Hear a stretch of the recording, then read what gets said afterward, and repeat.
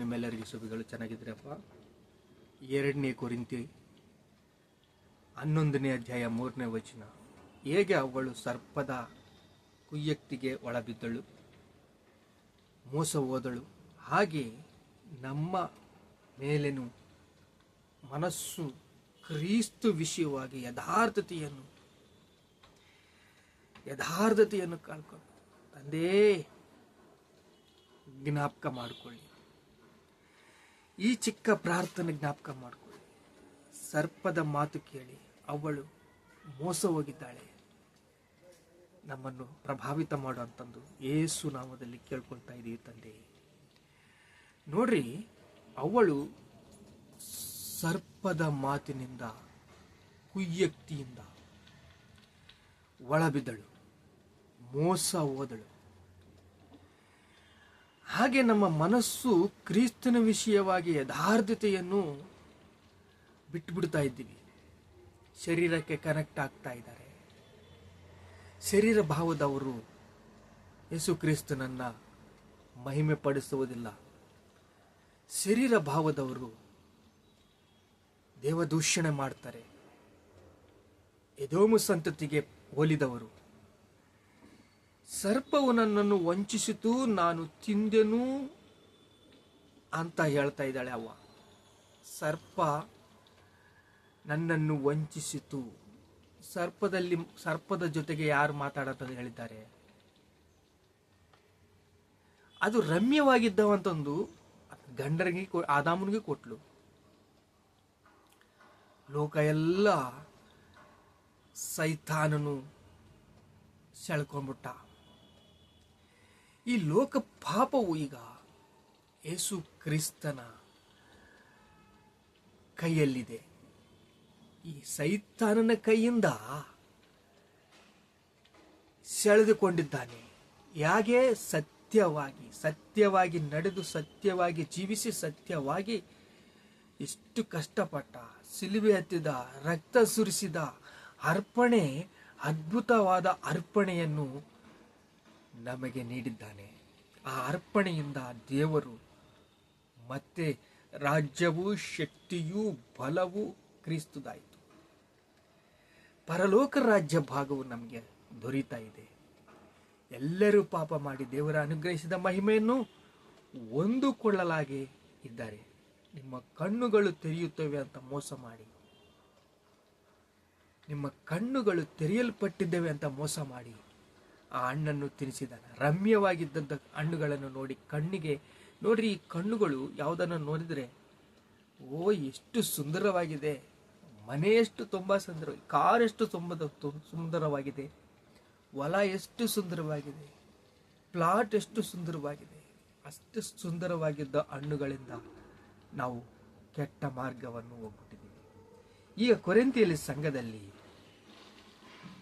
ಪೌಲನು ಮೋಸ ಹೋಗ್ತಾ ಇದ್ದಾನೆ. ಅಲ್ಲಿ ಜನಗಳು ರಿವರ್ಸ್ ಆಗ್ತಾ ಇದ್ದಾರೆ. ನಾನು ಸಂಘಕ್ಕೆ ಬರೋದಿಲ್ಲ, ಸಮಾಜಕ್ಕೆ ಬರೋದಿಲ್ಲ, ಸಭೆಗಳಿಗೆ ಬರೋದಿಲ್ಲ, ನೀನು ಏನು ಹೇಳ್ತೀಯ, ನಿನ್ನ ಮಾತು ನಾವು ಕೇಳೋಕ್ಕಾಗೋದಿಲ್ಲ, ನಮ್ಮ ಶರೀರ ನಮಗೆ ಕನೆಕ್ಟ್ ಆಗ್ತಾ ಇಲ್ಲ. ನೀನು ಅವರ ಮನಸ್ಸನ್ನು ಕ್ರಿಸ್ತನ ವಿಷಯವಾಗಿ ಯಥಾರ್ಥತೆಯನ್ನು ಕಳ್ಕೊಂಡ್ಬಿಟ್ಟಿದ್ದಾರಂತೆ. ಅವ್ರ ಪ್ರೀತಿ, ದೇವರು ಕೊಟ್ಟ ಪ್ರೀತಿಯನ್ನ ಅವರು ವ್ಯರ್ಥ ಮಾಡ್ಕೊಳ್ತಾ ಇದ್ದಾರೆ. ದೇವರು ಕೊಟ್ಟ ಕೃಪೆಯನ್ನು ವ್ಯರ್ಥ ಮಾಡ್ಕೊಳ್ತಾ ಇದ್ದಾರೆ.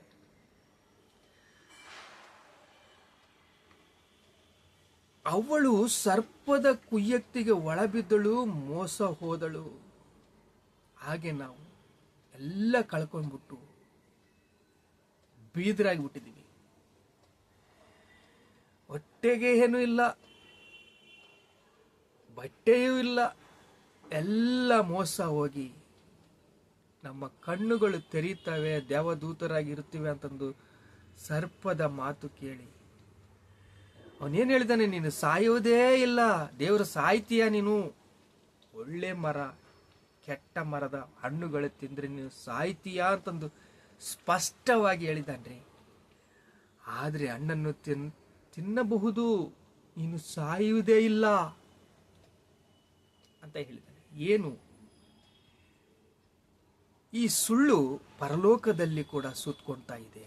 ಅಲ್ಲಿ ಗರ್ವದಿಂದ ಅವನನ್ನು ಒದ್ದುಬಿಟ್ಟ ದೇವರು. ಭೂಮಿ ಮೇಲೆ ಬಂದು ಭೂಮಿ ಎಲ್ಲ ಕೆಡಿಸ್ಬಿಟ್ಟ. ಈ ಸತ್ಯವು ತಿಳಿದ್ರೆ ನೀವು ದೇವರ ಕಡೆಗೆ ತಿರುಗುತ್ತೀರ. ಯೇಸಪ್ಪ ನಮಗೋಸ್ಕರ ಪ್ರಾಣ ಕೊಟ್ಟಿದ್ದಾನೆ, ಶಿಲುಬೆ ಹತ್ತಿದ್ದಾನೆ, ರಕ್ತ ಸುರಿಸಿದ್ದಾನೆ. ಏನು ನಾವು ಮಾಡಬೇಕಾದ್ದು ಏನಿಲ್ಲ, ಕೇವಲ ದೇವರ ಕಡೆಗೆ ತಿರುಗಿದ್ರೆ ಸಾಕು. ಅಪ್ಪಾ, ನನ್ನನ್ನು ಕ್ಷಮಿಸು ಯೇಸಪ್ಪ, ನನ್ನನ್ನು ಕ್ಷಮಿಸು, ನನಗೆ ರಕ್ಷಣೆ ಕೊಡು ಅಂತ ಕೇಳ್ಕೊಂಡ್ರೆ ಸಾಕು. ನೀವು ಇಂದಿನ ದಿವಸ ಧನ್ಯರು. ದೇವರ ಮಾತಲ್ಲಿ ಶಕ್ತಿ ಇದೆ. ನಿಮ್ಮ ಪಾಪಗಳನ್ನು ಕ್ಷಮಿಸುವುದಕ್ಕೆ ಸಿದ್ಧವಾಗಿದ್ದಾನೆ. ಪ್ರಾಣ ಕೊಟ್ಟ ಯೇಸಯ್ಯ, ರಕ್ತ ಸುರಿಸಿದ ಯೇಸಯ್ಯ ನಿಮ್ಮೊಂದಿಗಿದ್ದಾನೆ, ನಿಮ್ಮಲ್ಲಿ ನಿವಾಸ ಮಾಡ್ತಾ ಇದ್ದಾನೆ. ಆದಾಮನು ಗಾಢ ನಿದ್ರೆ ಬರಮಾಡಿದಾಗ ಅವನ ಪಕ್ಕದ ಎಲುಬನ್ನು ತೆಗೆದು ಅವಳನ್ನು ಮಾಡಿ ಗಂಡ ಹೆಂಡತಿಯನ್ನು ಮಾಡಿ, ಗಂಡ ಹೆಂಡತಿಯೊಂದು ಒಳ್ಳೆ ಸೃಷ್ಟಿಯಲ್ಲಿ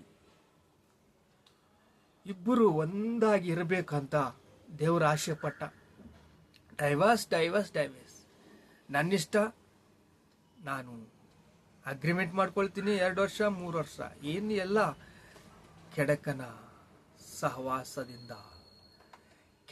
ಸಹವಾಸದಲ್ಲಿ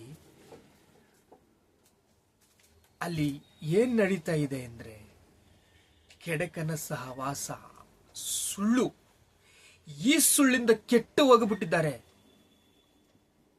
ನರಕವನ್ನು ತಂದ್ಕೊಂಡ್ಬಿಡ್ತಾ ಇದ್ದಾರೆ. ಕೇವಲ ಸೈತಾನನಿಗೆ ಮಾತ್ರವೇ ನರಕವು ಅಂತ ದೇವರು ಮಾಡಿದ್ದಾನೆ. ಆದರೆ ಸುಳ್ಳು ಕೆಟ್ಟು ಅಂದ್ರೆ ದೇವರಿಗೆ ಸಹಿಸುವುದಿಲ್ಲ, ಅದನ್ನೇ ಪ್ರೀತಿಯಿಂದ ಮಾಡ್ತಾ ಇದ್ದಾರೆ. ನೋಡ್ರಿ, ಅಲ್ಲಿ ಮನಸ್ಸು, ಹಾಗೆಯೇ ನಿಮ್ಮ ಮನಸ್ಸು ವಿಷಯವಾಗಿ, ಕ್ರಿಸ್ತನ ವಿಷಯವಾಗಿ ಯಥಾರ್ಥತೆಯನ್ನು ಬಿಟ್ಟು ಮೋಸ ಮಾಡೋದಕ್ಕೆ ಅವರು ಸಿದ್ಧವಾಗಿದ್ದಾರೆ. ಭೂಮಿ ಮೇಲೆ ಆದಾಮನ ದೊರೆತನ ಮಾಡಲಿ ಅಂತ ಎಷ್ಟು ಆಲೋಚಿಸಿದ. ಎಲ್ಲ ಪಕ್ಷಿಗಳು, ಪ್ರಾಣಿಗಳು, ಈ ಭೂಮಿ ಮೇಲೆ ಇದ್ದುದೆಲ್ಲ ಕೂಡ ಆದಾಮನೇ ದೊರೆತನ ಮಾಡಲಿ ಅಂತಂದು ನಮಗಾಗಿ ಕೊಟ್ಟಿದ್ದನ್ನು ಸೈತಾನನು ತನ್ನ ವಶ ಮಾಡಿಕೊಂಡ. ಆಮೇಲೆ ಯೇಸು ಕ್ರಿಸ್ತನು ಶಿಲುಬೆ ಹಾಕಿಸಿಕೊಂಡು ರಕ್ತ ಸುರಿಸಿ ದೇವರಿಗೆ ಅರ್ಪಣವಾಗಿ ವರ್ಷ ಮಾಡು ಈ ಬಲಿ ದಾನವು ಪಾಪಗಳು ಕ್ಷಮಿಸಲ್ಪಟ್ಟದಿಲ್ಲ ಅಂತಂದು ತನ್ನ ಸ್ವರಕ್ತವನ್ನು ಸುರಿಸಿ ನಮ್ಮಕ್ಕೋಸ್ಕರ ಪ್ರಾಣವನ್ನು ಕೊಟ್ಟು, ನಮ್ಮಕ್ಕೋಸ್ಕರವನ್ನು ರಕ್ತ ಸುರಿಸಿ, ನಮ್ಮಕ್ಕೋಸ್ಕರ ರಾಜ್ಯವು, ಶಕ್ತಿಯು, ಬಲವು ಈಗ ಕ್ರಿಸ್ತದಾಯಿತು. ಕೇವಲ ಅಪ್ಪಾ, ನನಗೆ ರಕ್ಷಣೆ ಕೊಡು. ನಿನ್ನ ರಕ್ಷಣೆಯಲ್ಲಿ ಸಮಾಧಾನ ಉಂಟು, ನಿನ್ನ ರಕ್ಷಣೆಯಲ್ಲಿ ಆನಂದ ಉಂಟು, ನಿನ್ನ ರಕ್ಷಣೆಯಲ್ಲಿ ಪ್ರೀತಿ ಪಾತ್ರ ಉಂಟು. ಅಪ್ಪಾ, ನಾವು ಪರಲೋಕಕ್ಕೆ ಧನ್ಯರು ಹೋಗ್ಬೇಕು. ಎಲ್ಲರೂ ಒಳ್ಳೆ ಮನಸ್ಸು ಹೊಂದಬೇಕು, ದೀಕ್ಷಾ ಸ್ಥಾನ ತಗೋಬೇಕು. ಇಂದಿನ ದಿವಸ ರಕ್ಷಣೆ ಕೊಡೋದಕ್ಕೆ ಸಿದ್ಧವಾಗಿದ್ದಾನೆ. ನಿಮ್ಮ ಪಾಪಗಳು ಬಯಸ್ಕೊಳ್ತೀರಾ? ನಿಮ್ಮ ಪಾಪಗಳು, ದೇವರೇ ನನ್ನ ಪಾಪಗಳನ್ನು ಕ್ಷಮಿಸಿ. ಸುಳ್ಳಾಡೋದು ಸೈತಾನನ ಕೆಟ್ಟ ವ್ಯವಹಾರ. ಈ ಕೆಟ್ಟ ವ್ಯವಹಾರದಿಂದ ಲೋಕವನ್ನೆಲ್ಲ ಅಳಿಸಿಬಿಟ್ಟಿದ್ದಾನೆ, ಪಾಪಕ್ಕೆ ದಾಸನಾಗಿ ಮಾಡಿಬಿಟ್ಟಿದ್ದಾನೆ. ಈಗ ನೀವು ನೀತಿವಂತನಾದ ಯೇಸು ಕ್ರಿಸ್ತನಿಗೆ ದಾಸರಾಗಿ ನೀವು ಕ್ಷಮಿಸಲ್ಪಟ್ಟಿದ್ದೀರಾ. ಕ್ಷಮಾಪಣೆಯಿಂದ ನೀವು ಮತ್ತೆ ಪರಲೋಕ ಭಾಗ್ಯವು ನಿಮಗೆ ಸಿಕ್ಕಿದೆ. ಪ್ರಾರ್ಥನೆ ಮಾಡ್ಕೊಳ್ಳೋ ತಂದೆ, ನಿಮಗೆ ಸ್ತೋತ್ರ. ದೇವಾ, ನಿಮ್ಮ ಸಿಂಹಾಸನವು ಯುಗಗಳೂ ಇರುವುದು. ನಿನ್ನ ನ್ಯಾಯದಂಡವು ರಾಜದಂಡವೇ. ನೀನು ಧರ್ಮವನ್ನು ಪ್ರೀತಿಸಿದೆ, ಅಧರ್ಮವನ್ನು ದ್ವೇಷಿಸಿದೆ ತಂದೆ. ಧರ್ಮವನ್ನು ಪ್ರೀತಿಸಿದೆಯಾ ತಂದೆ, ಅಧರ್ಮವನ್ನು ದ್ವೇಷಿಸಿದೆಯಾ ತಂದೆ. ನಿನಗೆ ಸ್ತೋತ್ರ. ನಿನ್ನ ರಕ್ತವನ್ನು ಕೊಟ್ಟು ನಮ್ಮ ಪ್ರಾಣಗಳನ್ನು ನೆಮ್ಮದಿ ಕೊಟ್ಟಿ ತಂದೆ, ಸಂತೋಷ ಕೊಟ್ಟಿ ತಂದೆ, ಸಮಾಧಾನ ಕೊಟ್ಟಿ ತಂದೆ. ನಿನಗೆ ಸ್ತೋತ್ರ. ಘನತೆ, ಮಹಿಮೆ, ಪ್ರಭಾವಗಳು ನಿಮಗೆ ಚೆಲ್ಲಿಸ್ತಾ ಇದ್ದೇವೆ ತಂದೆ. ಆಮೆನ್.